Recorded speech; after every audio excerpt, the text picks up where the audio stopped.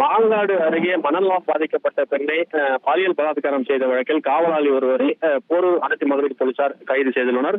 மாங்காட்டைச் சேர்ந்தவர் தனவேல். இவர் போரூர் அடுத்த மௌலிவாக்கம் பகுதியில் உள்ள தனியார் அடுக்குமாடி குடியிருப்பில் காவலாளியாக பணிபுரிந்து வருகிறார். இவர் அதே பகுதியைச் சேர்ந்த 23 வயதுடைய மனநலம் பாதிக்கப்பட்ட பெண்ணை ஆசை வார்த்தை கூறி அழைத்து சென்று அவரை பாலியல் பலாத்காரம் செய்துள்ளார்.